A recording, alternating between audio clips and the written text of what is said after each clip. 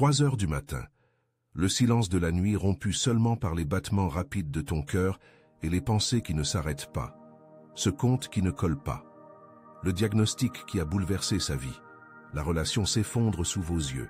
Pendant que tout le monde se repose, vous êtes là les yeux ouverts, le cœur serré, portant seul le poids d'un univers qui semble conspirer contre vous.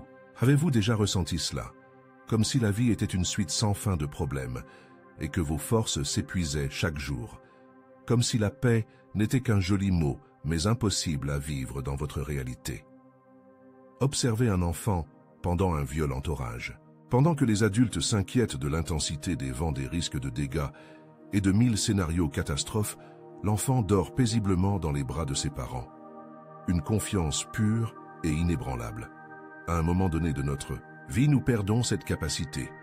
Nous échangeons la confiance contre un contrôle obsessionnel, la sérénité à travers l'anxiété chronique, la paix à travers la peur. Aujourd'hui, je veux vous emmener dans un voyage transformateur, non pas à travers des techniques d'auto-assistance superficielles ou des formules de réussite instantanée, mais vers une redécouverte du pouvoir révolutionnaire de la véritable confiance. Explorons la différence radicale entre vivre courbé sous le poids de ses problèmes ou les confier à celui qui soutient l'univers entier sans se fatiguer. Ce message peut changer non seulement votre journée, mais votre vie entière. Il s'agit de trouver la paix au milieu du chaos, le repos au milieu de la tempête et une confiance qui transcende toute compréhension humaine. Pensez-y, combien de fois avez-vous essayé de contrôler chaque aspect de votre vie? Planifiez chaque détail, prévoyez chaque obstacle, protégez-vous de toute déception possible. Et pourtant, l'inattendu s'est produit. La vie a une curieuse façon de nous montrer que nous n'avons pas été conçus pour avoir tout ce contrôle. Le livre des Proverbes nous dit quelque chose de révolutionnaire.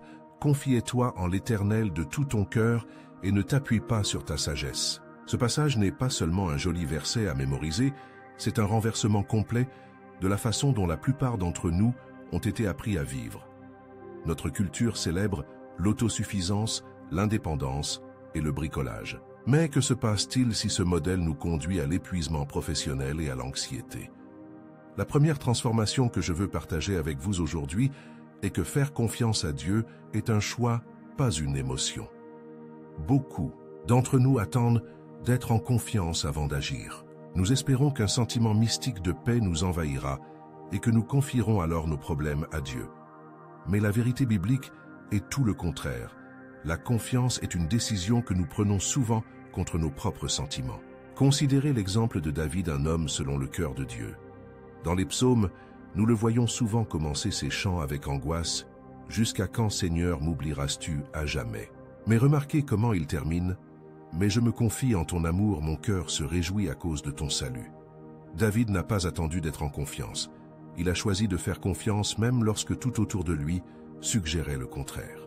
C'est le paradoxe de la vraie foi, nous devons souvent agir avec confiance avant de pouvoir ressentir la confiance. Nous devons faire le pas de la foi avant que le sol n'apparaisse sous nos pieds. Pensez à ce couple qui a appris que leur fils adolescent était impliqué dans la drogue. Le monde s'est effondré sur eux. Nuit blanche, pleurs constants, peur de l'avenir. Mais au milieu de la tempête, ils ont pris une décision, ils feraient confiance à Dieu, non pas parce qu'ils ressentaient la paix, mais parce qu'ils choisissaient de croire qu'il avait le contrôle même lorsque tout semblait hors de contrôle. Des mois plus tard, non seulement le fils a trouvé la délivrance, mais le témoignage de cette famille a commencé à avoir un impact sur d'autres familles dans la même situation. Ce qui a commencé comme une tragédie s'est transformé en une histoire de restauration et de sens. Non pas parce qu'ils ont ressenti de la confiance au début, mais parce qu'ils ont choisi de faire confiance, même lorsque leurs sentiments criaient le contraire. Pensez à cette femme à qui on a diagnostiqué une maladie grave. Les médecins ont offert peu d'espoir. Chaque jour apportait plus de douleur, plus d'incertitude. Mais elle prit une décision chaque matin, avant même d'ouvrir les yeux. Elle déclarait « C'est le jour que le Seigneur a fait, je m'en réjouirai ». Non pas parce qu'elle ressentait de la joie, mais parce qu'elle avait choisi de croire que même dans cette situation, il y avait un but plus grand qu'elle ne pouvait pas encore voir.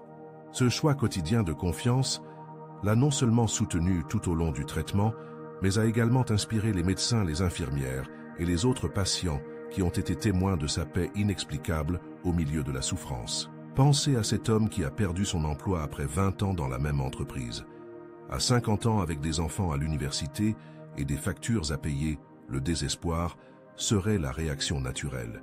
Mais il a choisi de faire confiance. Non pas parce qu'il se sentait en sécurité quant à l'avenir, mais parce qu'il avait décidé de croire que le même Dieu qui l'avait soutenu pendant 50 ans ne l'abandonnerait pas maintenant. Ce choix confiant l'a poussé à persévérer dans la recherche de nouvelles opportunités, à s'ouvrir à des chemins qu'il n'avait jamais envisagés auparavant, et l'a finalement conduit à un emploi qui non seulement répondait à ses besoins financiers, mais lui donnait également un nouveau but et un nouvel épanouissement que son emploi précédent ne lui avait jamais fourni. Dans la Bible, nous retrouvons cette même dynamique dans d'innombrables histoires. Pensez à Abraham appelé à quitter tout ce qu'il connaissait pour aller dans un pays que Dieu lui montrerait. La Bible ne nous dit pas qu'Abraham ressentait une confiance inébranlable. Cela nous dit simplement que, par la foi, Abraham, lors de sa vocation, obéit et alla dans le pays qu'il devait recevoir en héritage, sans savoir où il allait. Hébreux 118. Abraham n'a pas ressenti cela. Il a choisi d'obéir et de faire confiance, même sans voir la destination. Ou pensez à Josué qui fut chargé de diriger le peuple d'Israël après la mort de Moïse. Imaginez la pression de suivre les traces de l'un des plus grands dirigeants de l'histoire d'Israël. Dieu n'a pas dit à Josué « Ne t'inquiète pas, tu auras confiance en toi tout le temps ». Au lieu de cela, il a commandé « Sois fort et courageux.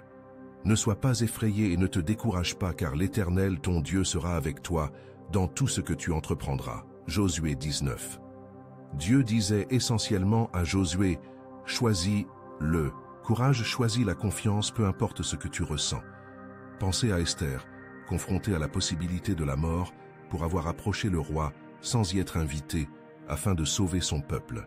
Elle ne se sentait certainement pas en confiance. En fait, ses paroles étaient « Si je dois mourir, je mourrai ». Esther 416. Mais elle a choisi de faire confiance au plan de Dieu, même si elle craignait pour sa propre vie.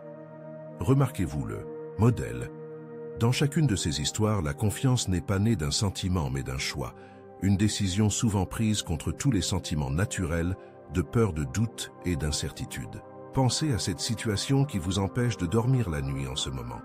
Ce problème apparemment insoluble. Et si au lieu d'essayer de tout comprendre par vous-même, une fois de plus, vous faisiez le choix conscient de le confier à Dieu, pas en dernier recours lorsque toutes vos stratégies échouent, mais comme première option.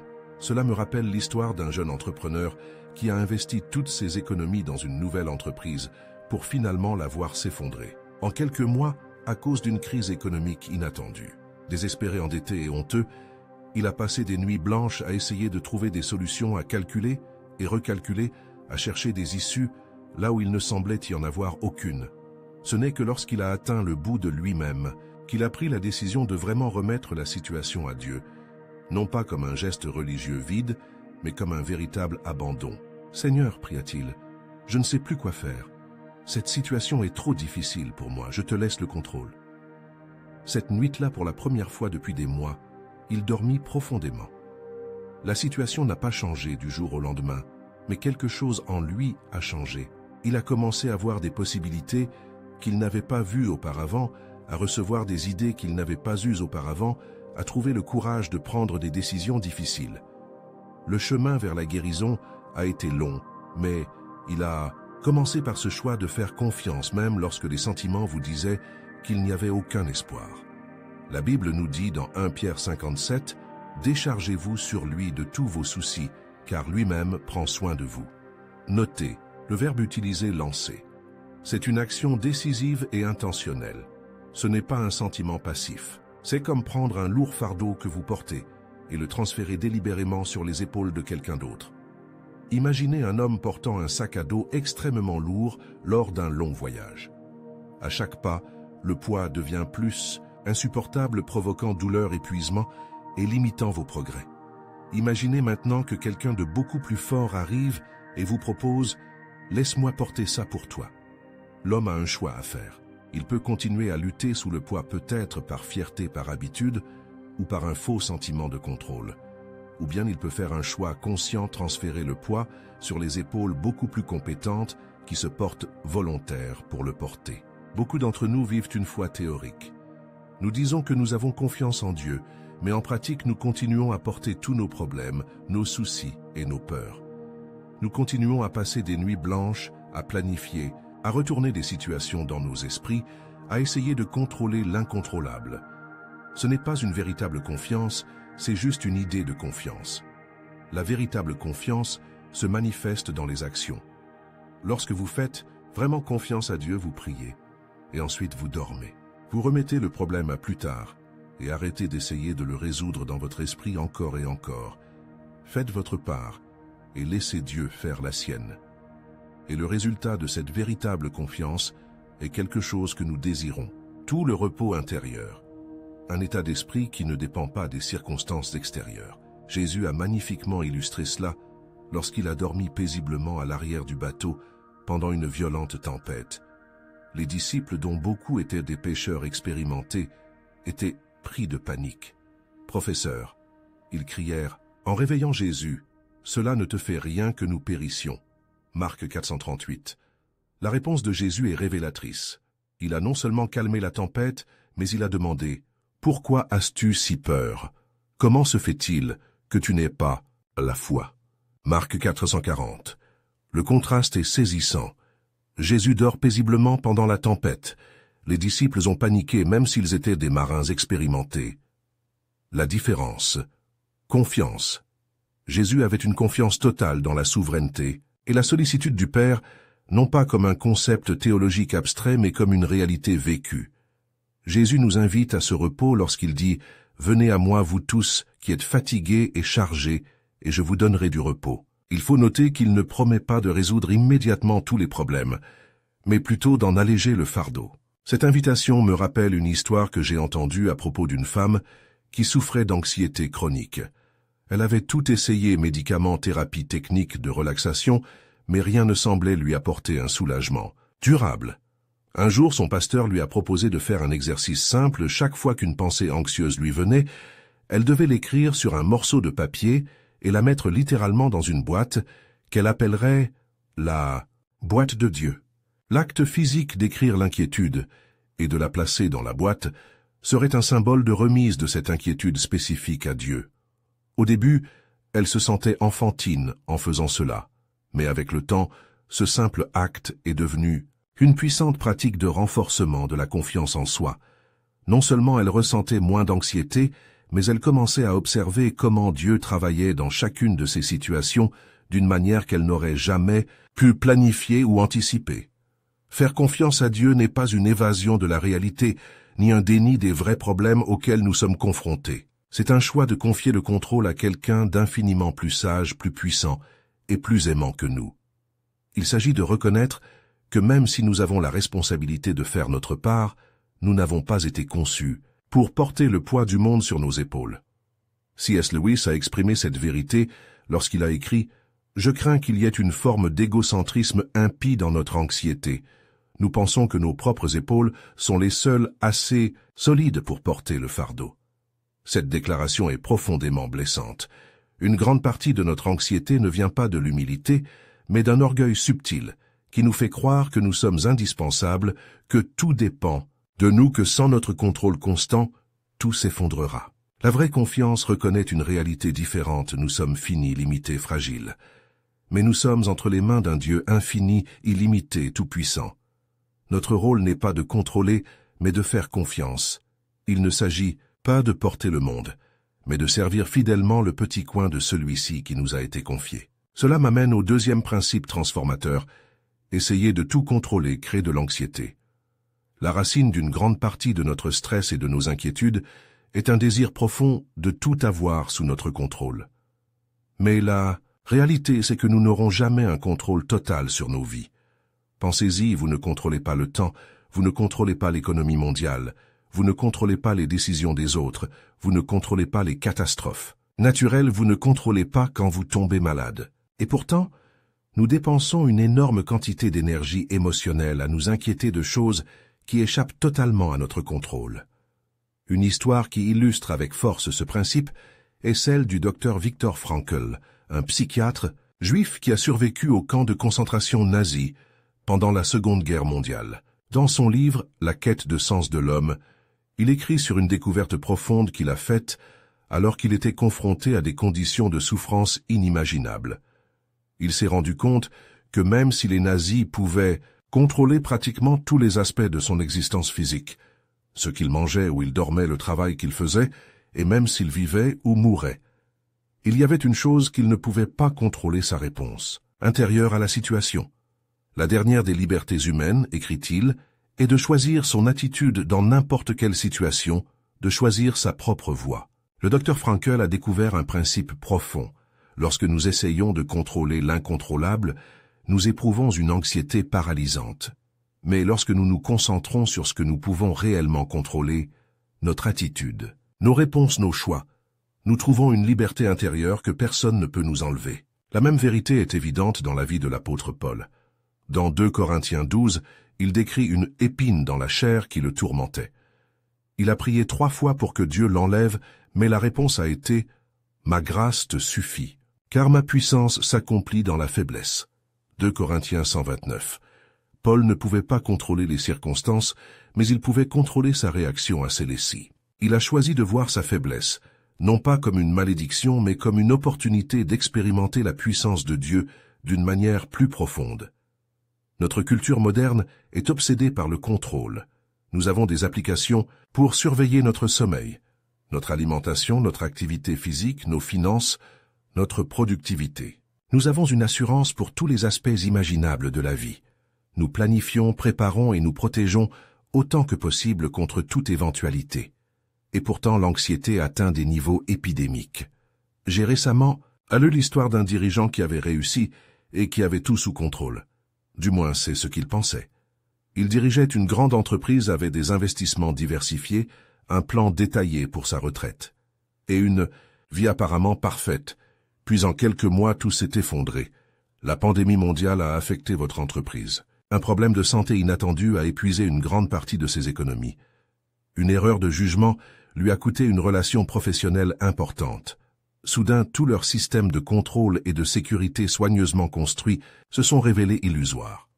C'est à ce moment-là qu'il a redécouvert une vérité qu'il avait apprise enfant mais oubliée en chemin. Le contrôle que nous pensons avoir est en grande partie une illusion. La véritable sécurité ne vient pas du contrôle extérieur, mais de la confiance intérieure, en un Dieu qui garde le contrôle même lorsque nos vies semblent être dans le chaos. L'anxiété est souvent le résultat de ce déséquilibre. Nous essayons de contrôler l'incontrôlable, et lorsque nous réalisons que nous ne pouvons pas, nous paniquons. Mais que se passerait-il si nous abandonnions ce contrôle illusoire? Dans le Sermon sur la montagne, Jésus aborde directement cette question lorsqu'il dit « Ne vous inquiétez donc pas du lendemain, car le lendemain s'inquiétera de lui-même. À chaque jour suffit sa peine. » Jésus ne suggère pas une vie irresponsable ou non planifiée. Il nous invite à vivre en équilibre en faisant ce qui est à notre portée aujourd'hui et en faisant confiance à Dieu pour ce qui est hors de notre contrôle. Ce principe est magnifiquement illustré dans le concept de la prière de sérénité, souvent attribué au théologien Reinhold Niebuhr. « Dieu, accorde-moi la sérénité d'accepter les choses que je ne peux pas changer, le courage de changer les choses que je peux et la sagesse d'en connaître la différence. » Cette simple prière capture l'essence de l'équilibre entre la responsabilité humaine et la confiance divine, entre faire notre part et faire confiance à Dieu pour le reste. Pensons à l'histoire de Marie et Marthe, 2 sœurs qui ont accueilli Jésus dans leur maison.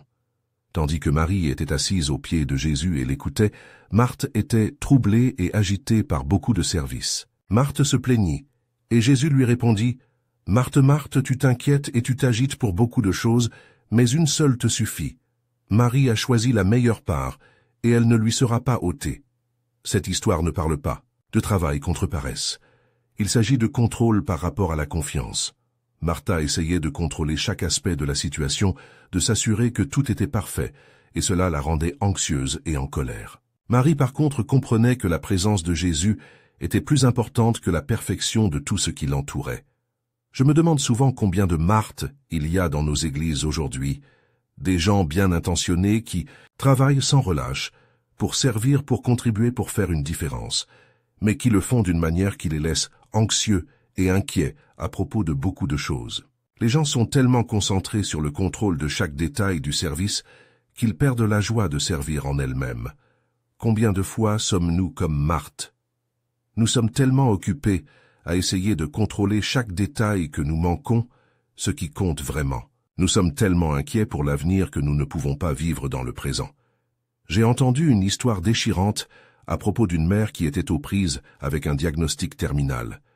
Ses enfants étaient jeunes et sa plus grande angoisse était de ne pas pouvoir contrôler leur avenir, de ne pas être là pour les guider, les protéger, les aimer au quotidien.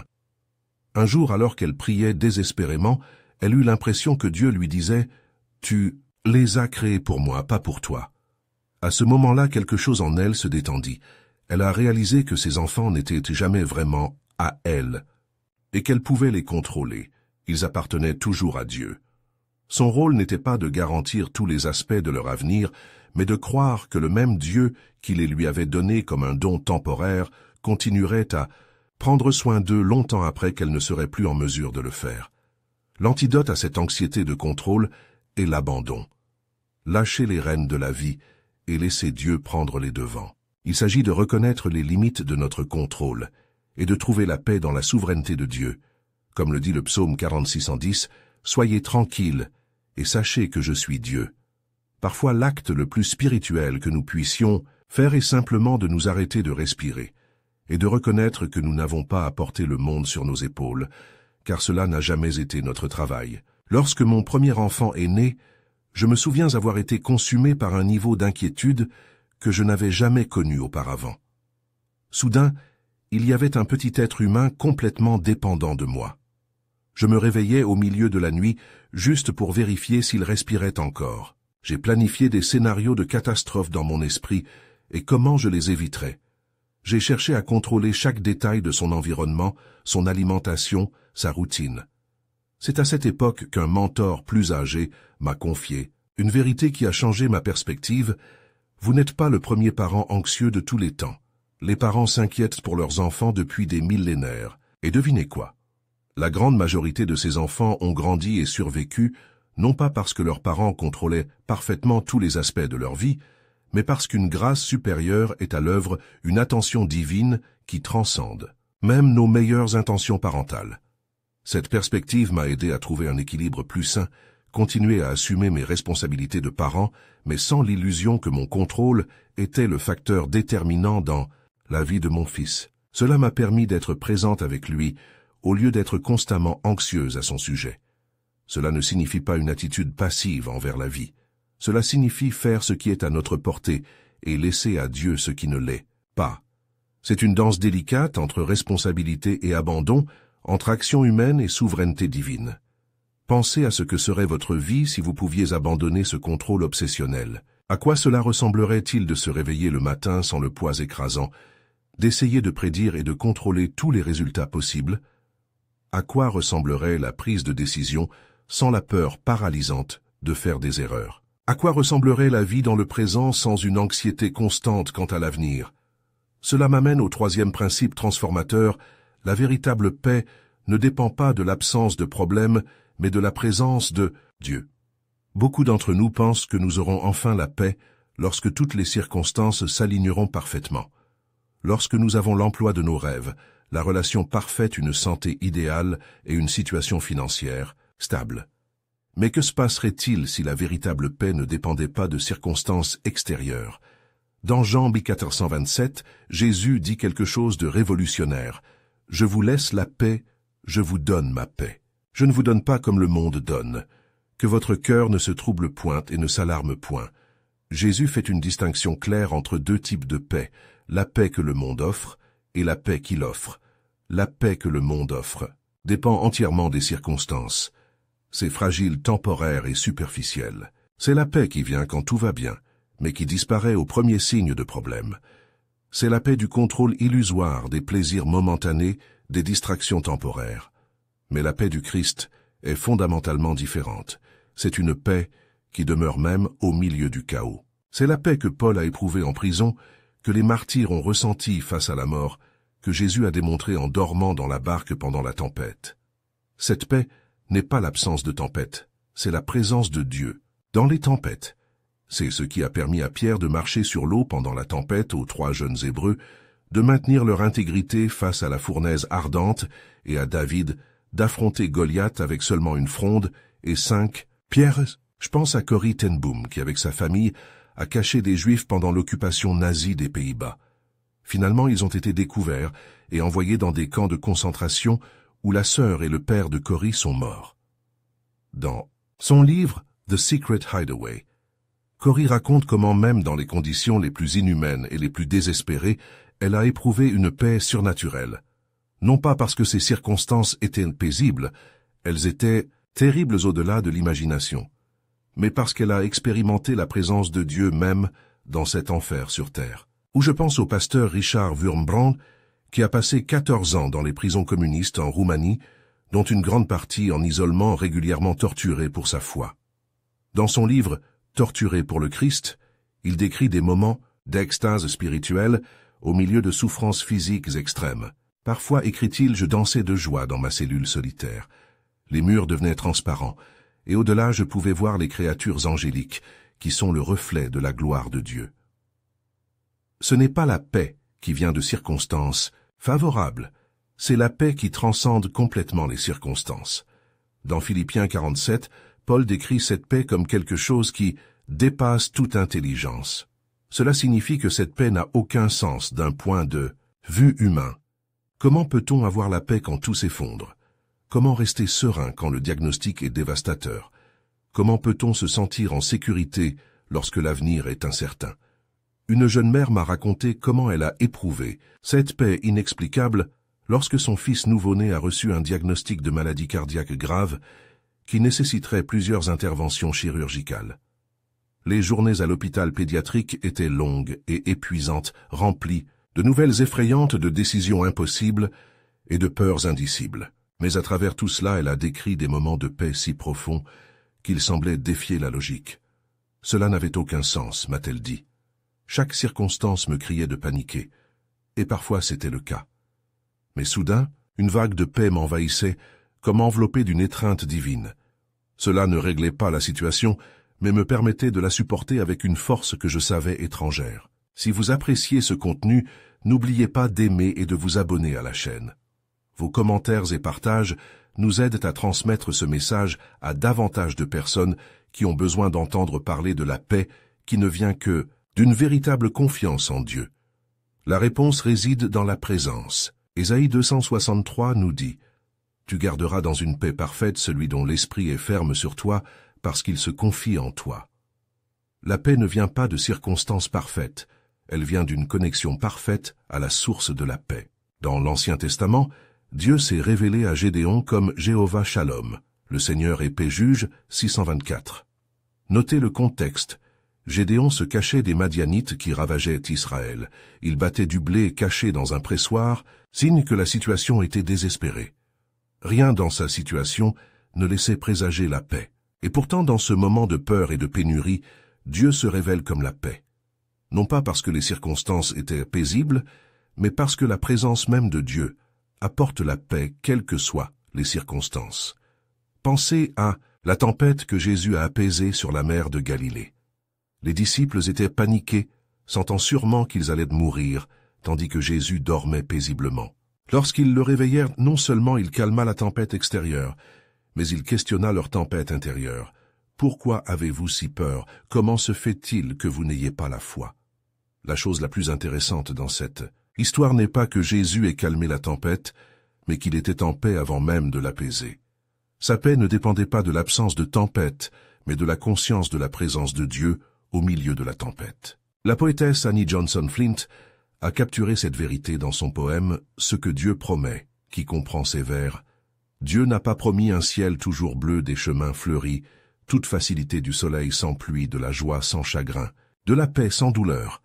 Mais Dieu a promis la force pour la journée, le repos pour le travailleur, la lumière pour le chemin, la grâce pour les épreuves, l'aide d'en haut, la sympathie éternelle, l'amour éternel. » La paix du Christ n'est pas une paix circonstancielle, c'est une paix relationnelle.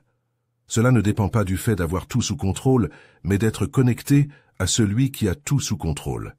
Il ne s'agit pas de comprendre tout ce qui se passe, mais de connaître celui qui comprend ce que nous ne pouvons pas comprendre. On a demandé un jour à Karl Barth, l'un des plus grands théologiens du XXe siècle, comment il avait réussi à maintenir la paix et l'espoir au milieu des troubles politiques et sociaux de son époque, qui comprenaient 2 guerres mondiales et la montée du nazisme. Sa réponse était d'une simplicité profonde. Je lis les journaux et je lis la Bible. Je sais ce qui se passe dans le monde, mais je sais aussi qui est sur le trône. Maintenant, imaginez si nous pouvions vivre comme ça, si seulement nous pouvions affronter les défis de la vie, non pas avec anxiété, mais avec la paix tranquille qui vient du fait de savoir que nous ne sommes pas seuls au milieu du chaos. Imaginez que vous faites face à cette situation difficile, que vous traversez actuellement, non pas avec désespoir, mais avec la certitude que le même Dieu qui a calmé la tempête est avec vous. Une jeune femme que je connais a perdu ses parents dans un accident de voiture alors qu'elle n'avait que 16 ans.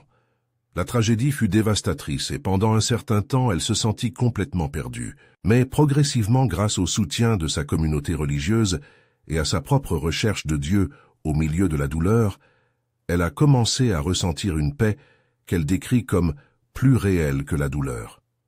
Ce n'est pas que la douleur a disparu, explique-t-elle.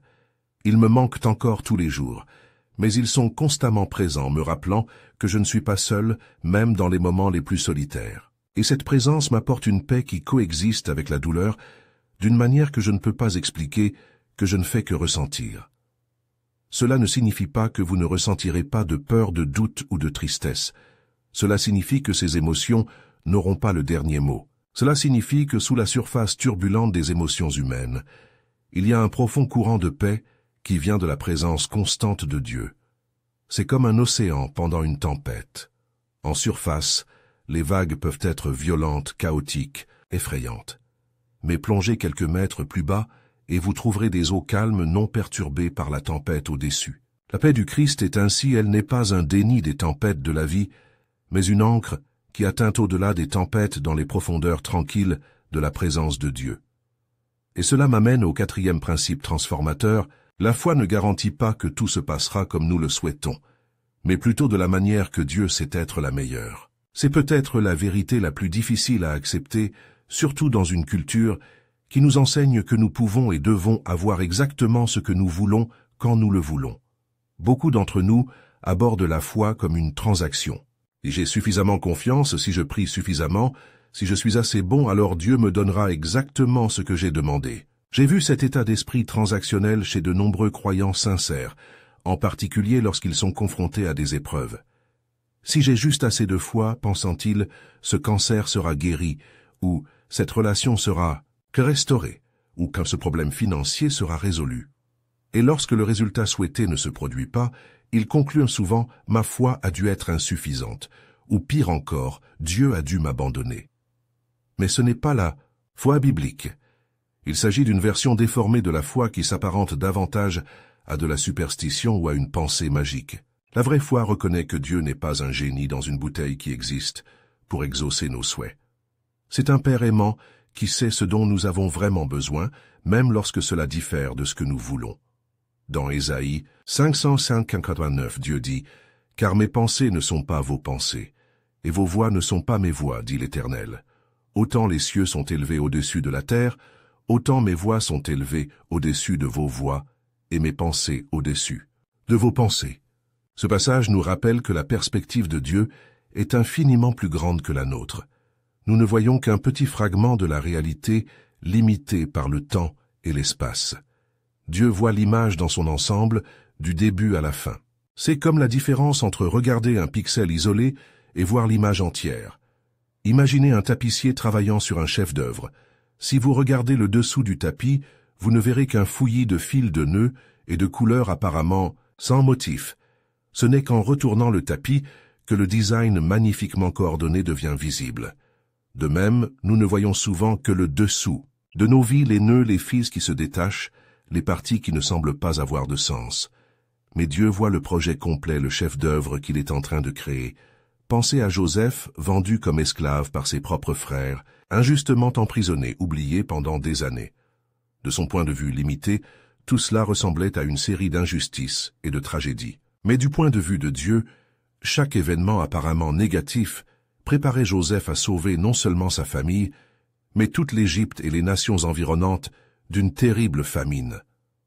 Comme Joseph lui-même l'a dit à ses frères, des années plus tard, « Vous l'avez voulu pour le mal, mais Dieu l'a voulu pour le bien. » J'ai connu un homme dont la carrière prometteuse a été brusquement interrompue par une maladie invalidante. Pendant des années, il a prié avec ferveur pour sa guérison, croyant que Dieu lui rendrait la santé et lui permettrait de reprendre sa carrière professionnelle.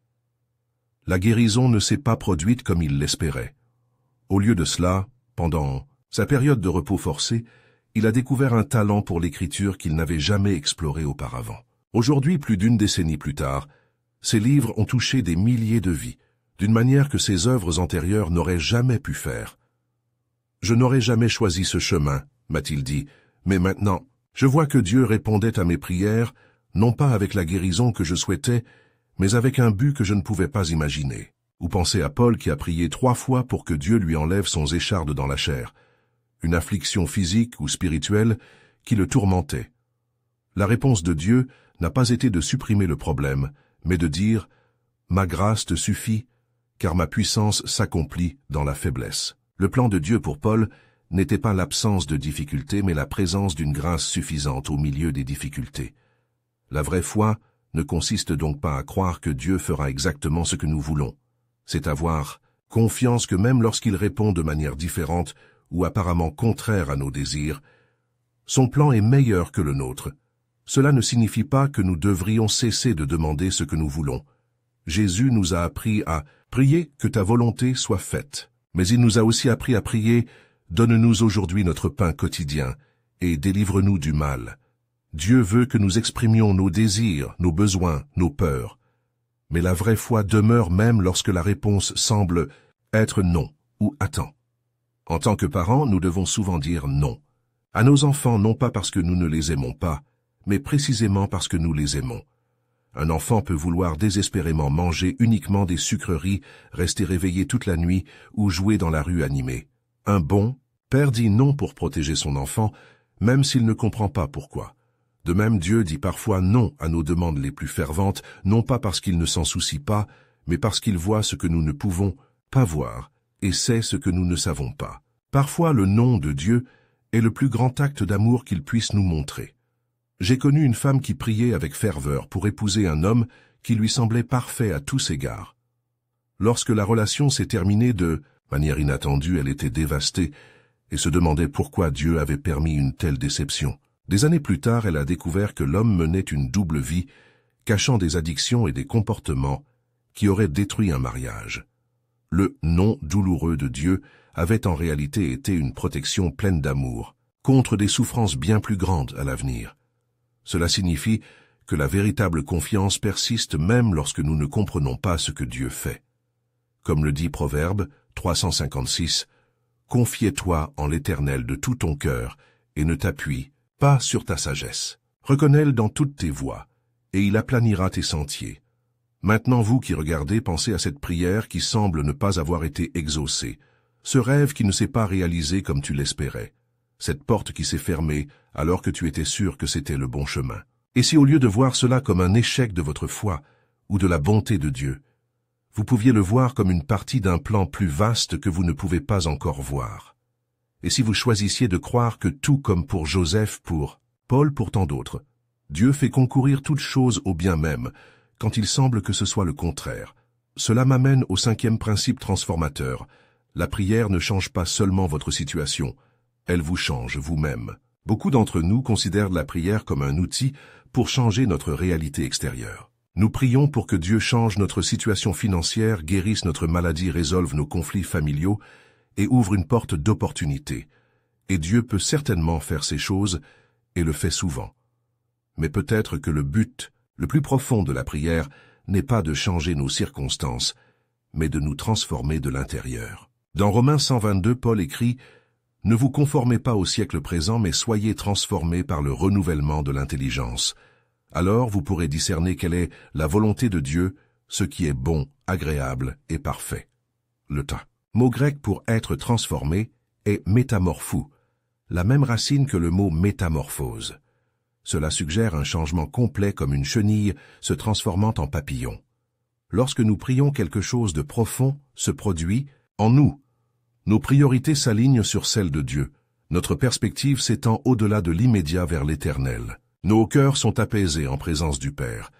Nos esprits sont renouvelés par le contact avec la vérité. Pensez à Moïse, qui parlait avec Dieu face à face comme quelqu'un parle à son ami.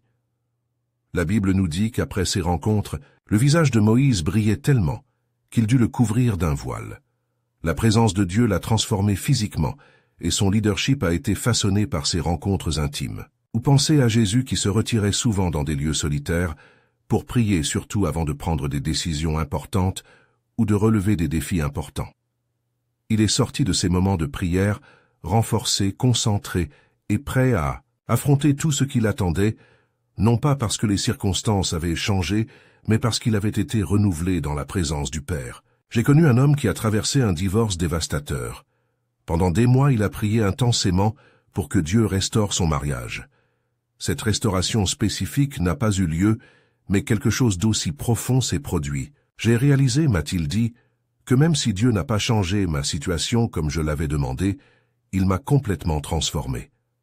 La personne que j'étais au début de ce cheminement de prière n'est plus celle que je suis aujourd'hui. Je suis plus patient, plus compatissant, plus conscient de mes propres défauts, plus dépendant de Dieu. La prière n'a pas apporté la réponse que je souhaitais, mais elle a apporté la transformation dont j'avais besoin. Lorsque nous prions, il y a un alignement subtil mais profond de notre cœur avec le cœur de Dieu. Nous commençons à voir les situations non seulement à travers nos lentilles limitées, mais à travers une perspective divine.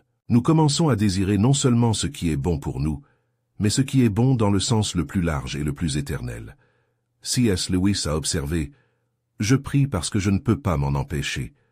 Je prie parce que j'en ressens constamment le besoin. Je prie parce que ce besoin émane de moi en permanence, que je sois éveillé ou endormi. Cela ne change pas Dieu. Cela me change. » Lewis a compris que la véritable nature de la prière n'est pas tant de persuader Dieu de faire notre volonté, mais de permettre à Dieu de nous façonner pour faire la sienne. Cela ne signifie pas que nous devons cesser de demander à Dieu de changer nos circonstances. Jésus nous a appris à demander notre pain quotidien, la délivrance du mal, le pardon. Mais pendant que nous appelons à ces changements externes, quelque chose d'aussi important se produit à l'intérieur. Nous sommes transformés, renouvelés, modelés à l'image du Christ. C'est pourquoi, parfois, la réponse la plus aimante de Dieu à notre prière n'est pas de changer notre situation, mais de nous donner la force, la sagesse et la paix pour y faire face. Comme il le dit à Paul, « Ma grâce te suffit car ma puissance s'accomplit dans la faiblesse. » Une jeune mère m'a parlé d'une période difficile de sa vie lorsque son fils a reçu un diagnostic de déficience intellectuelle. Ces journées étaient une lutte constante physiquement et émotionnellement épuisante. Elle a prié avec ferveur pour la guérison, pour un miracle, pour un soulagement. La guérison que j'espérais n'est pas venue, m'a-t-elle confié, mais quelque chose d'aussi miraculeux est arrivé. Au cœur de cette lutte, j'ai découvert en moi des ressources dont j'ignorais l'existence. La patience, la résilience, la compassion, une capacité à aimer inconditionnellement que je n'aurais jamais développée sans cette épreuve. La prière n'a pas changé l'état de mon fils, mais elle m'a transformé en tant que personne et en tant que mère. Pensez à votre propre expérience de prière. Avez-vous déjà eu des moments où vous êtes entré en prière, accablé, confus, anxieux, et êtes reparti avec une paix inexplicable, même si rien n'avait changé extérieurement? C'est la transformation intérieure qu'apporte la prière. Lorsque nous prions régulièrement, quelque chose d'encore plus profond se produit, notre caractère commence à se façonner. Nous devenons plus patients, plus aimants, plus compatissants, plus forts. Nous commençons à refléter davantage le caractère du Christ. Comme l'a dit C.S. Lewis, Dieu ne peut pas nous donner la paix et le bonheur en dehors de lui-même, car de telles choses n'existent pas. Cette transformation interne précède souvent la transformation externe. Parfois, Dieu a besoin de changer quelque chose en nous avant de pouvoir changer quelque chose dans notre situation. Peut-être devons-nous apprendre la patience avant de recevoir cette réponse tant attendue. Peut-être devrions-nous développer l'humilité avant d'obtenir cette promotion. Peut-être devons-nous cultiver le contentement avant de recevoir cette bénédiction matérielle. La prière n'est donc pas seulement un moyen pour parvenir à nos fins, c'est une rencontre transformatrice avec le Dieu vivant qui nous façonne à son image. Un pasteur que je connais dit souvent « Si la prière ne faisait que vous aligner sur le cœur de Dieu, ce serait plus que suffisant. Il a raison. Même si la prière ne changeait jamais une seule circonstance extérieure, le pouvoir transformateur qu'elle a sur notre intérieur en ferait l'une des ressources spirituelles les plus précieuses à notre disposition. Et cela m'amène au 6e principe transformateur: s'inquiéter ne résout rien, mais faire confiance transforme tout. Nous sommes tous inquiets. C'est une partie inévitable de la condition humaine. Mais l'inquiétude a un coût énorme. Cela épuise notre énergie, vole notre joie, obscurcit notre perspective, nuit à notre santé et use nos relations. Et l'ironie de l'inquiétude, c'est que cela change rarement quelque chose en mieux. Comme Jésus l'a demandé, lequel d'entre vous, par ses inquiétudes, peut ajouter une coudée à la durée de sa vie? S'inquiéter n'ajoute pas un jour à notre vie. En fait, des études médicales suggèrent que cela peut la raccourcir. L'inquiétude nous maintient coincés dans un cycle de pensée négative, imaginant les pires scénarios possibles, revivant les erreurs passées, anticipant des problèmes futurs qui pourraient ne jamais se produire. C'est comme conduire une voiture avec le pied sur l'accélérateur et sur le frein simultanément. Nous brûlons beaucoup d'énergie, mais nous n'avançons pas. Certaines études médicales montrent que jusqu'à 85% des choses qui nous inquiètent ne se produisent jamais, et que sur les 15% qui se produisent, la grande majorité ne sont pas aussi catastrophiques que nous l'imaginons.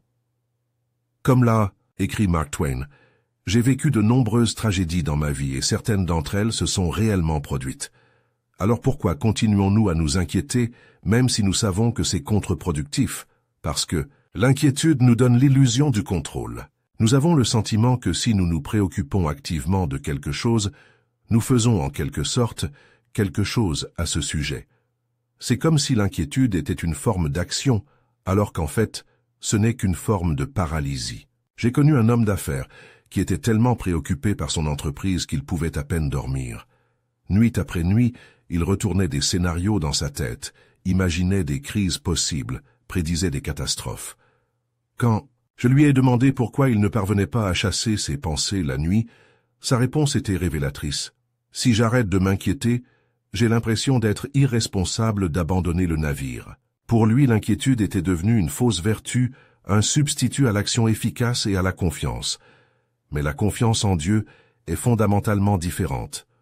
Au lieu de nous garder prisonniers, cela nous libère. Au lieu de drainer notre énergie, cela la renouvelle. Plutôt que d'obscurcir notre perspective, cela l'éclaire. Dans Philippiens 467, Paul propose une alternative radicale à l'inquiétude. Ne vous inquiétez de rien, mais en toute chose, faites connaître vos besoins à Dieu par des prières et des supplications avec des actions de grâce.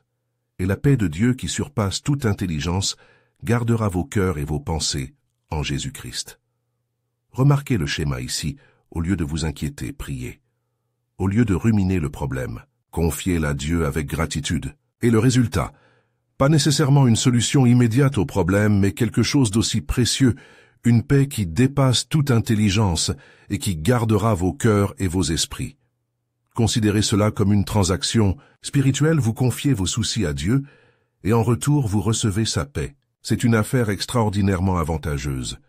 Vous donnez quelque chose de toxique, d'affaiblissant, d'inutile, et vous recevez quelque chose de revigorant, d'autonomisant, de transformateur. Un médecin chrétien avec qui j'ai parlé m'a raconté comment il appliquait ce principe dans sa vie professionnelle. En tant que chirurgien, il se souciait naturellement de ses patients, surtout avant des interventions complexes ou à haut risque. Mais il a développé un rituel qui a transformé sa pratique. Avant chaque opération, il prenait un moment pour prier, plaçant consciemment le résultat entre les mains de Dieu.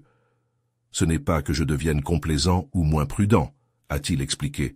« En fait, cela me libère, me permet d'être pleinement présent, concentré, et d'utiliser toutes les capacités que Dieu m'a données sans le poids de l'anxiété qui pourrait entraver ma performance. Je remets le résultat entre les mains de Dieu, ce qui me permet d'apporter le meilleur de moi-même dans ce processus.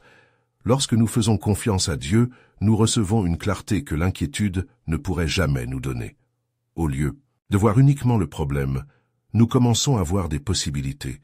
Au lieu d'être paralysés par la peur, nous trouvons le courage d'agir. Au lieu d'être consumés par l'anxiété, nous trouvons une direction pour avancer. Ésaïe 263 promet « Tu garderas dans une paix parfaite celui dont l'esprit est ferme sur toi, parce qu'il se confie en toi. La tranquillité d'esprit ne vient pas du fait d'avoir toutes les réponses ou de contrôler tous les résultats. Cela vient de la confiance en celui qui sait ce que nous ne savons pas et qui peut faire ce que nous ne pouvons pas faire. Pensez à David face à Goliath. Alors que toute l'armée israélite était paralysée par la peur focalisée sur la taille du géant, David voyait la situation à travers le prisme de la confiance en Dieu. Il dit « Vous venez contre moi avec l'épée, la lance et le javelot, mais moi je viens contre vous au nom de l'Éternel des armées du Dieu des armées d'Israël, que vous avez insulté. » David, un simple berger adolescent, n'avait aucune raison logique de croire qu'il pourrait vaincre un guerrier chevronné comme Goliath. Mais sa confiance en Dieu lui a donné une perspective que personne d'autre dans l'armée israélite n'avait. Alors que d'autres ne voyaient qu'un géant intimidant, David voyait un adversaire déjà vaincu par la promesse et la puissance de Dieu. La confiance de David en Dieu lui a non seulement donné le courage d'affronter un ennemi apparemment invincible, mais elle lui a également donné la clarté de voir au-delà des apparences et la stratégie pour gagner. Alors que d'autres étaient paralysés par l'inquiétude, il était transformé par la confiance. Il est fascinant de noter que David n'a pas improvisé sa confrontation avec Goliath. Il avait un plan clair basé sur ses compétences de berger et son expérience dans la protection du troupeau contre les prédateurs. Avoir confiance en Dieu ne l'a pas rendu imprudent ou téméraire, au contraire. Cela a libéré son esprit de la paralysie de la peur, lui permettant de penser clairement et d'agir avec précision. De même, lorsque nous faisons confiance à Dieu au milieu de nos propres luttes, nous recevons non seulement la paix intérieure, mais aussi des conseils pratiques de la sagesse pour prendre des décisions difficiles et de la force pour persévérer. Dans le livre de Jérémie, Dieu fait une puissante analogie. Heureux l'homme qui se confie en l'Éternel, et dont l'Éternel est l'espérance, car il est comme un arbre planté près des eaux, qui étend ses racines vers le courant. Il ne craint pas la chaleur quand elle vient. Son feuillage reste vert, et dans l'année de la sécheresse, il ne sera point agité, et il ne cessera pas de porter du fruit. Remarquez la différence. Ce n'est pas que l'arbre ne subit pas la chaleur ou la sécheresse. Il les subit comme tous les autres arbres. La différence est que grâce à ses racines profondes qui atteignent une source d'eau constante, il reste vert et fructueux, même dans les conditions les plus défavorables. J'ai rencontré une femme qui a perdu son mari et son fils dans un accident tragique. Lorsque je l'ai rencontrée pour la première fois quelques mois après la tragédie, je m'attendais à voir quelqu'un complètement détruit par le chagrin. Au lieu de cela, j'ai trouvé une personne qui, bien que souffrant clairement, avait une sérénité surprenante. « Comment fais-tu ça ?» j'ai demandé. Sa réponse était simple mais profonde. « Chaque jour, je me rappelle que même si j'ai perdu beaucoup de choses que j'aimais, je n'ai pas perdu ceux en qui j'avais confiance. Et cette confiance me maintient en vie lorsque le chagrin menace de me submerger. » Cette femme était comme l'arbre de Jérémie 17, confrontée à une sécheresse extrême. Elle portait pourtant encore des fruits, restait verte, car ses racines atteignaient une source d'eau qui ne tarit jamais. De même, faire confiance à Dieu ne nous exempte pas des problèmes, mais nous donne accès à des ressources au-delà des nôtres, nous permettant non seulement de survivre, mais de nous épanouir, même dans les moments difficiles. Et cela m'amène au 7e principe transformateur. Dieu connaît déjà vos besoins avant même que vous ne priez. Dans Matthieu 68, Jésus fait une déclaration surprenante. Votre Père sait de quoi vous avez besoin avant que vous le lui demandiez. Cette vérité soulève une question naturelle. Si Dieu sait déjà ce dont nous avons besoin, pourquoi devrions-nous prier? La réponse réside dans la compréhension que la prière ne consiste pas principalement à informer Dieu, mais à se connecter avec lui. Nous ne prions pas pour changer l'esprit de Dieu, mais pour aligner notre esprit sur le sien. Nous ne prions pas pour convaincre Dieu de nous aimer ou de prendre soin de nous. Il le fait déjà parfaitement. Nous prions pour entrer en communion avec celui qui est la source de tout amour et de toute attention. Imaginez que vous êtes dans une pièce sombre en train de tâtonner à la recherche de la porte. La porte est déjà là. Vous ne la créez pas en la cherchant. Mais quand on cherche, on trouve. La prière est similaire. Nous ne créons pas la sollicitude de Dieu par la prière. Nous nous connectons à une sollicitude qui existe déjà, à une providence qui est déjà en action. Pensez à une relation entre un père et son fils. Un bon père sait généralement ce dont son enfant a besoin avant même qu'il le demande. Il observe, est attentif, anticipe les besoins. Pourtant, il se réjouit toujours lorsque son enfant vient à lui exprime ses besoins, ses désirs, ses peurs. Non pas parce que le père a besoin d'être informé, mais parce que la demande elle-même approfondit la relation, construit la confiance, renforce le lien. De même, Dieu, en tant que notre Père parfait, non seulement sait ce dont nous avons besoin, mais il travaille déjà à répondre à ces besoins. Lorsque nous prions, nous ne changeons pas son attention ni son amour pour nous. Nous participons activement à la relation, reconnaissant notre dépendance à son égard, exprimant notre confiance en ses soins. Dans le psaume 139, David reconnaît cette vérité lorsqu'il dit « Seigneur, tu me scrutes et tu me connais. Tu sais quand je m'assieds et quand je me lève, tu pénètres mes pensées de loin. Tu sondes mon chemin et mon coucher, et tu connais toutes mes voies. Avant qu'une parole soit sur ma langue, toi, Seigneur, tu la connais parfaitement. » Cette connaissance intime et complète que Dieu a de nous pourrait être effrayante si elle venait de quelqu'un qui ne nous aime pas parfaitement. Mais venant de notre Père céleste, c'est profondément réconfortant. Cela signifie que nous n'avons pas besoin de faire beaucoup d'efforts pour attirer votre attention ou vous convaincre de nos besoins. Il sait déjà, il se soucie déjà de nous, il agit déjà en notre nom. Ésaïe 65:124 nous donne une promesse incroyable. Avant qu'il n'appelle, je répondrai, avant qu'il parle, j'exaucerai. Cela signifie que Dieu est tellement à l'écoute de nos besoins, tellement engagé envers notre bien-être, qu'il répond souvent déjà à nos prières, avant même que nous les exprimions. Un pasteur m'a raconté une histoire incroyable sur la façon dont elle a vécu cette vérité. Votre petite voiture est tombée en panne sur une route de campagne, loin de toute assistance. Elle n'avait pas de téléphone portable, c'était avant que les smartphones ne soient courants, elle était seule et ne savait pas quoi faire. Elle a prié pour obtenir de l'aide et moins de 5 minutes plus tard, un mécanicien s'est arrêté pour voir si elle avait besoin d'aide. Mais le plus surprenant n'était pas la rapidité avec laquelle les secours sont arrivés, mais plutôt ce que le mécanicien a dit. Vous savez, je ne prends pas habituellement cette route, mais aujourd'hui, j'ai ressenti une envie inexplicable de prendre cette route même si elle est plus longue. Maintenant je comprends pourquoi. Combien de fois avez-vous vécu une divine coïncidence, un besoin satisfait exactement au bon moment, une rencontre improbable qui a tout changé, une porte qui s'est ouverte alors que toutes les autres semblaient fermées. Ces moments ne sont pas des hasards de l'univers, mais la preuve d'un Père aimant qui travaille dans les coulisses, répondant souvent à des prières que nous n'avons même pas encore formulées. Cette vérité ne diminue pas l'importance de la prière, au contraire elle l'élève. La prière ne consiste pas à essayer d'informer Dieu ou de le convaincre d'agir. Il s'agit de participer consciemment à ce qu'il fait déjà. C'est plonger dans le fleuve de sa grâce qui coule déjà. C'est ouvrir nos mains pour recevoir ce qu'il veut déjà nous donner.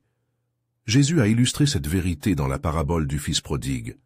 Lorsque le fils décide finalement de rentrer chez lui après avoir dilapidé son héritage, il prépare un discours de repentance, espérant au plus être accepté comme serviteur. Mais avant même qu'il puisse terminer son discours répété, le père qui l'attendait et l'observait court à sa rencontre, l'embrasse et le rétablit dans son statut de fils. Dans cette parabole, le père n'attend pas passivement le retour de son fils pour ensuite décider s'il l'accepte ou non. Il avait déjà décidé, il attendait déjà, il cherchait déjà son fils à l'horizon. Le retour du fils n'a pas créé l'amour du père. Il a simplement permis au fils de faire l'expérience d'un amour qui existait déjà. De même, notre Père céleste n'est pas distant, indifférent ou réticent à nous aider. Il cherche activement des moyens de bénir ses enfants, de restaurer ce qui est brisé, de pourvoir à ce qui manque, de guider ce qui est perdu. Un théologien a observé que la plupart des prières du Nouveau Testament ne consistent pas à demander des choses, mais à rendre grâce. Cela reflète une compréhension profonde de nos prières, ne vise pas principalement à persuader Dieu de nous donner des choses, mais à reconnaître et à recevoir ce qu'il donne déjà.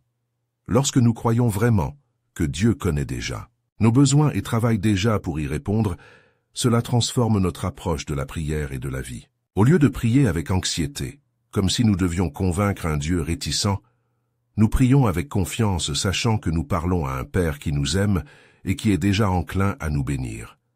Cela ne signifie pas que nous recevrons exactement ce que nous demandons exactement au moment où nous le demandons. Comme nous l'avons vu précédemment, Dieu répond souvent de manière inattendue, selon sa sagesse supérieure. Mais nous pouvons être sûrs que vos réponses, qu'elles soient oui, non ou s'attendez, sont toujours motivées par un amour parfait et une sagesse parfaite. Et cela m'amène au 8e principe transformateur, faire confiance, c'est continuer à marcher même sans tout comprendre. L'une des définitions les plus claires de la foi dans la Bible se trouve dans Hébreux 111. Or la foi est une ferme assurance des choses qu'on espère, une démonstration de celles qu'on ne voit pas. La foi, par définition, implique de marcher sans voir pleinement, d'avancer sans comprendre pleinement. Pensez aux grands héros de la foi mentionnés dans Hébreux 11. Abraham partit ne sachant où il allait. Moïse a choisi de souffrir avec le peuple de Dieu plutôt que de profiter des plaisirs passagers du péché. Noé a construit une arche alors qu'il n'y avait toujours aucun signe de pluie. Ils agissaient tous non pas en fonction de ce qu'ils pouvaient voir ou comprendre pleinement, mais en fonction de ce qu'ils croyaient à propos de Dieu.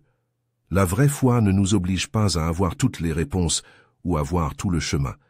Il suffit que nous sachions quel est le chemin.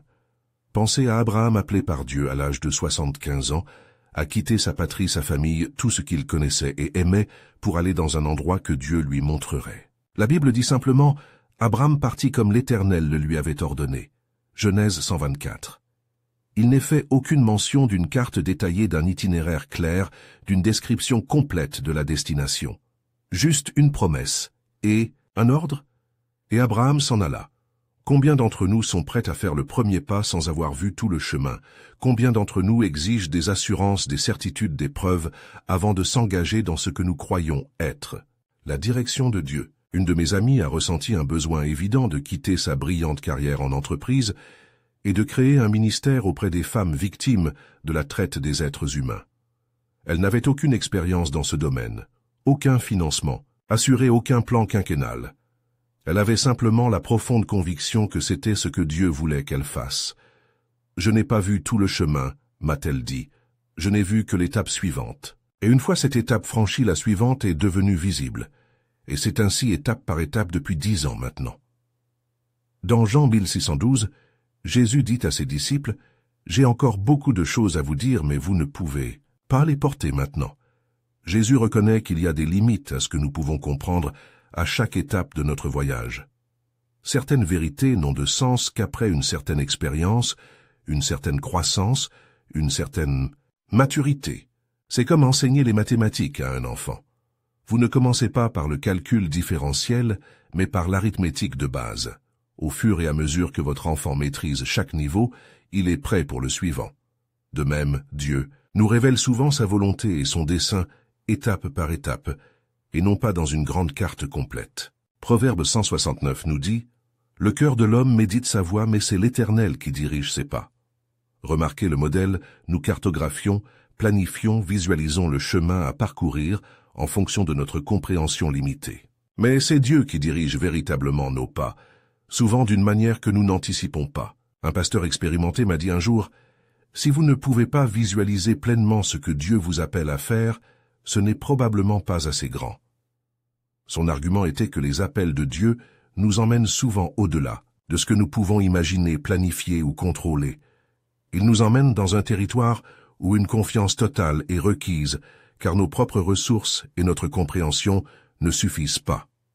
La véritable confiance ne nécessite pas un GPS spirituel qui vous indique chaque virage sur la route à venir. Il suffit d'être prêt à franchir l'étape suivante en ayant confiance que Dieu nous guide, même lorsque le chemin semble sombre ou incertain. C'est comme conduire la nuit. Les phares de voiture n'éclairent pas toute la route jusqu'à votre destination. Ils n'éclairent que les 20 ou 30 mètres suivants. Mais à mesure que vous progressez, une plus grande partie du chemin se révèle. De même, Dieu nous donne souvent suffisamment de lumière pour l'étape suivante et non pour l'ensemble du voyage. Le psaume 1905 dit « Ta parole est une lampe à mes pieds et une lumière sur mon sentier. » Notez l'analogie, une ampoule n'éclaire pas tout le paysage. Elle éclaire juste assez pour passer à l'étape suivante en toute sécurité. Une missionnaire qui travaillait dans des régions reculées m'a raconté comment elle avait appris cette leçon littéralement. Lors d'un voyage nocturne à travers une forêt dense, elle n'avait qu'une petite lampe de poche pour la guider. La tentation était de pointer la lampe de poche vers l'horizon en essayant de voir autant que possible le chemin devant nous. Mais ce faisant, la lumière se dispersait et éclairait à peine le sol directement devant elle, où se trouvaient des racines des rochers et des trous qui pouvaient la faire trébucher. Elle a appris à garder la lampe de poche pointée vers ses pieds, éclairant uniquement la marche suivante. Ce fut une leçon profonde pour moi, a-t-elle déclaré. Dans la vie spirituelle, nous voulons souvent voir tout le chemin à parcourir, chaque tournant, chaque obstacle. Mais Dieu nous donne généralement juste assez de lumière pour l'étape suivante. Et lorsque nous franchissons cette étape avec foi, il illumine la suivante. Pensez à votre propre vie. Combien de fois n'avez-vous pas compris pourquoi vous traversiez une période difficile, pour découvrir plus tard que cette expérience vous avait préparé à quelque chose que vous n'auriez jamais pu anticiper? Combien de fois une porte fermée qui semblait être une déception à l'époque vous a-t-elle redirigé vers une opportunité bien plus grande? Notre tendance naturelle est de vouloir tout comprendre avant d'agir. Nous voulons des garanties, des certitudes, des confirmations, mais la vraie foi est prête à franchir l'étape suivante, même lorsque la destination finale n'est pas entièrement claire. Un couple que je connais s'est senti appelé à adopter un enfant ayant des besoins spéciaux. Lorsqu'ils ont commencé le processus, ils n'avaient aucune idée du nombre de défis auxquels ils seraient confrontés, du nombre d'adaptations qu'ils devraient en faire dans leur maison et dans leur vie, et de tout ce qu'ils apprendraient sur les soins médicaux et les thérapies. Ils m'ont dit, si nous avions vu la situation dans son ensemble dès le début, nous aurions probablement été dépassés et aurions abandonné. Mais Dieu nous a montré une étape à la fois, et chaque étape nous a préparés pour la suivante. Aujourd'hui, avec le recul, nous voyons comment chaque épreuve nous a donné exactement ce dont nous avions besoin pour la suivante. Cela ne signifie pas agir de manière impulsive ou irresponsable. Cela signifie rechercher la direction de Dieu par la prière, la parole, les conseils d'autres croyants, la porte ouverte ou fermée des circonstances, puis agir en fonction de ce que vous savez, même s'il y a beaucoup de choses que vous ne savez pas encore. Comme le dit le vieil hymne, « Conduis-moi pas à pas au Père aimant sur le doux chemin de la sainte soumission. Je veux que chaque jour soit bien guidé dans ta volonté, je trouve un foyer. » La beauté de marcher par la foi est que chaque pas d'obéissance révèle davantage le caractère et les desseins de Dieu. À mesure que nous faisons confiance et obéissons au peu que nous comprenons Dieu, nous en révèle souvent davantage. Comme Jésus l'a dit, si quelqu'un veut faire sa volonté, il connaîtra si la doctrine vient de Dieu. Et cela m'amène au 9e principe transformateur, vivre pour plaire à tout le monde est un lourd fardeau. L'une des plus grandes sources d'anxiété dans notre culture est le désir désespéré d'approbation. Nous vivons à une époque de validation constante par le biais de likes, de vues, d'abonnés et de commentaires.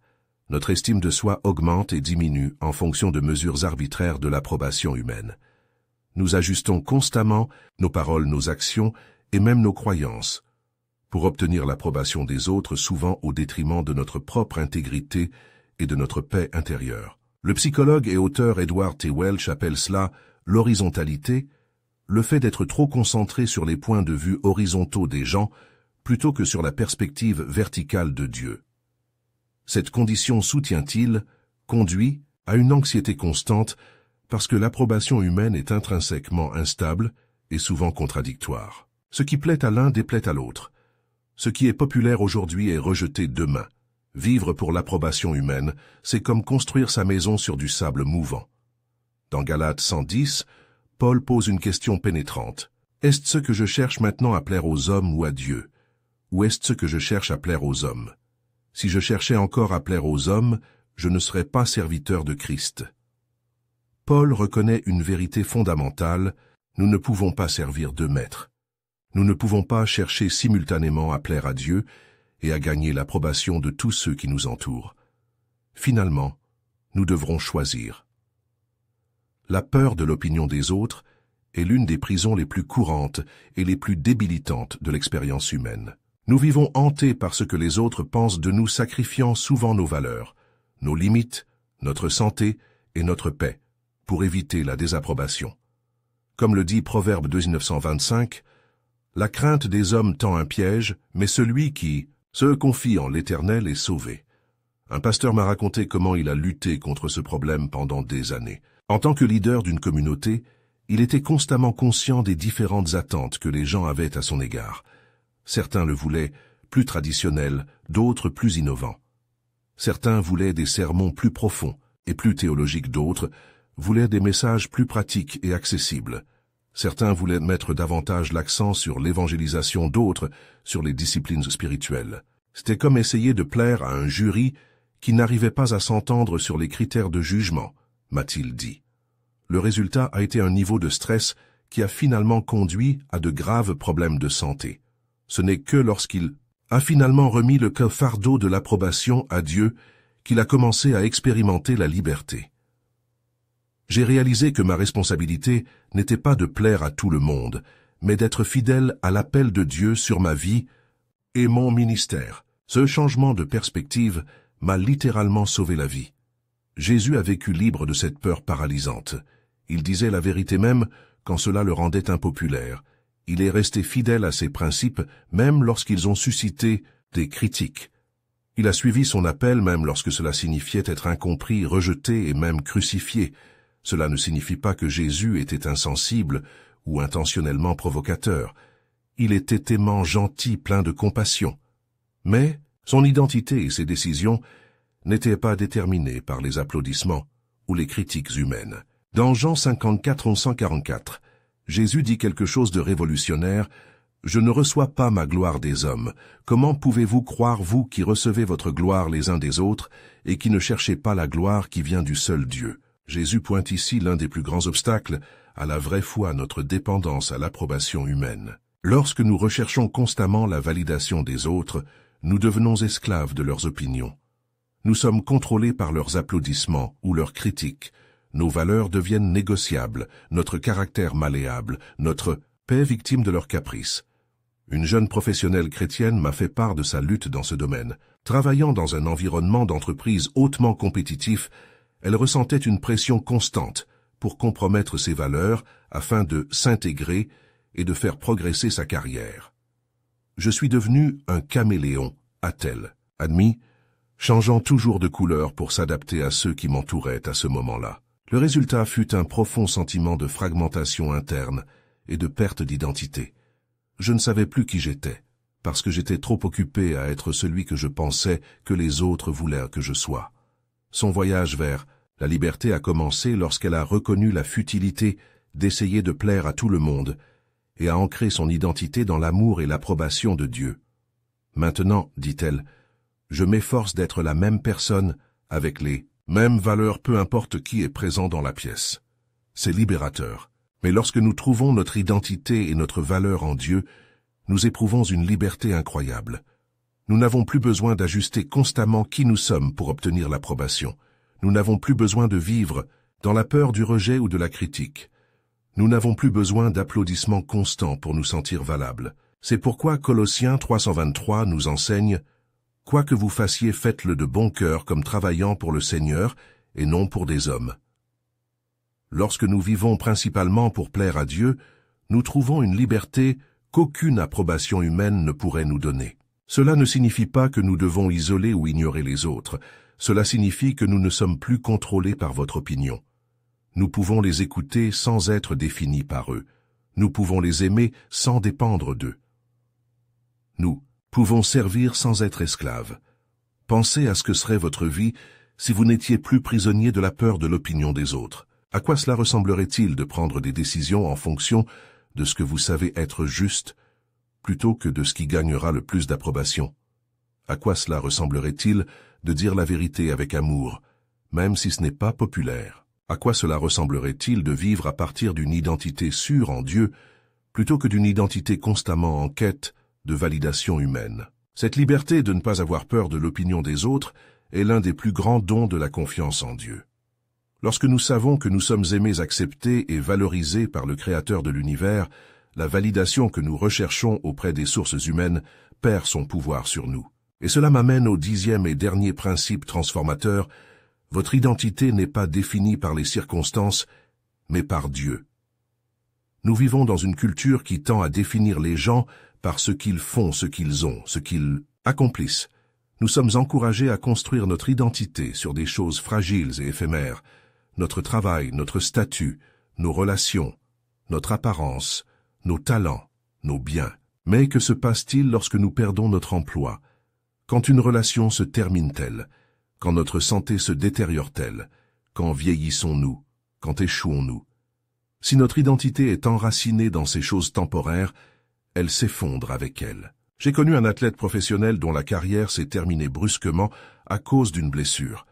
Pendant des années, son identité était complètement liée à ses performances sportives. Quand cela lui a été retiré, il est entré dans une profonde crise existentielle. « Je ne savais pas qui j'étais sans le sport », m'a-t-il dit. « Toute ma vie, j'ai été l'athlète. Quand je n'ai plus pu concourir, j'ai eu l'impression d'avoir perdu non seulement ma carrière, mais aussi moi-même. » Son cheminement vers la guérison a commencé lorsqu'il a trouvé une identité plus profonde et plus durable, non pas dans ce qu'il faisait, mais dans ce qu'il était en tant qu'enfant bien-aimé de Dieu. C'est pourquoi la Bible nous rappelle constamment que notre véritable identité ne vient pas de ce que nous faisons ou de ce que nous vivons, mais de qui nous sommes en Christ. Comme l'écrit Paul dans 2 Corinthiens 517, « Si quelqu'un est en Christ, il est une nouvelle créature.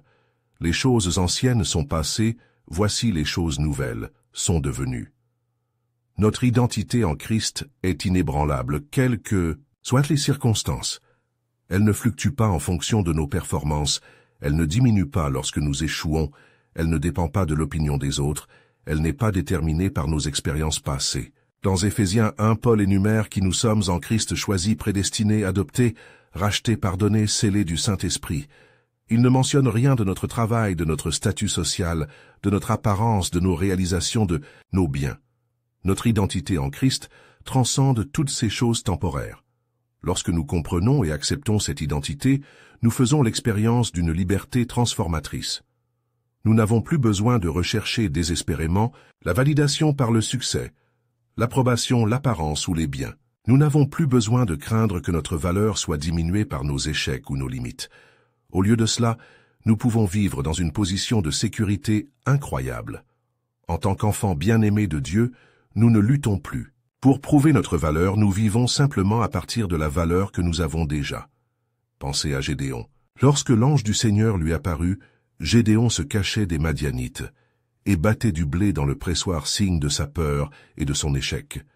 Mais l'ange le salua et dit, « Le Seigneur est avec toi, vaillant héros. » Il y avait une énorme disparité entre la façon dont Gédéon se voyait faible, craintif, le plus petit de la plus petite famille, et la façon dont Dieu le voyait vaillant, capable, élu. Et tout au long de l'histoire, nous voyons Gédéon grandir progressivement, pour correspondre à la vision que Dieu a de lui, et non à sa vision de lui-même. De même, beaucoup d'entre nous vivent piégés dans de fausses identités basées sur nos expériences passées, nos échecs, nos blessures, nos limites. Nous nous définissons par nos pires moments, nos plus grandes difficultés, nos caractéristiques les moins favorables. Mais Dieu nous voit complètement différemment. Il nous voit à travers la lentille du Christ. Il nous voit tels que nous sommes au plus haut potentiel de sa grâce agissant en nous. Il nous voit non seulement tels que nous sommes maintenant, mais tels que nous serons lorsque son œuvre en nous sera achevée. Un conseiller chrétien avec qui je travaille dit souvent à ses clients, « Dieu voit non seulement qui vous êtes, mais aussi qui vous devenez. » Cette perspective divine est fondamentalement différente de la façon dont nous avons tendance à nous voir. Nous nous définissons par notre passé. Dieu nous définit par notre avenir en Christ. C'est pourquoi Romains 8:29 nous dit que nous avons été prédestinés à être semblables à l'image de son Fils. Notre véritable identité, notre véritable destinée est d'être comme le Christ. Et même si ce processus de transformation prend toute une vie et ne sera complet que lorsque nous le verrons face à face, nous pouvons commencer à vivre à partir de cette identité dès maintenant.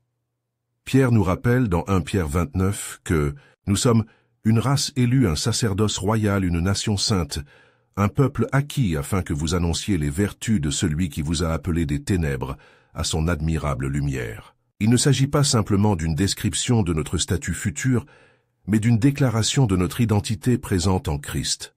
Lorsque nous vivons à partir de cette identité, les circonstances perdent leur pouvoir de nous définir. Nous pouvons faire face à l'échec sans être des échecs. Nous pouvons faire face au rejet sans être rejetés. Nous pouvons faire face à la critique sans être diminués. Nous pouvons faire face à la perte sans être perdus. Pour la personne qui regarde en ce moment, peut-être avez-vous laissé vos circonstances définir qui vous êtes. Peut-être qu'un diagnostic médical, une perte financière, une relation brisée, un rêve non réalisé sont devenus le prisme à travers lequel vous vous voyez. Peut-être avez-vous accepté des étiquettes que d'autres vous ont attribuées, ou que vous vous êtes attribuées à vous-même, en fonction de vos échecs ou de vos difficultés. Aujourd'hui, je veux vous inviter à écouter une voix différente.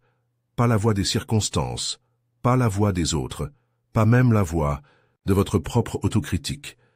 Je veux vous inviter à écouter la voix de votre Créateur qui vous connaît mieux que quiconque et vous aime plus que quiconque. Cette voix ne vous dit pas que vous êtes défini par votre passé, vos luttes, vos échecs ou même vos succès.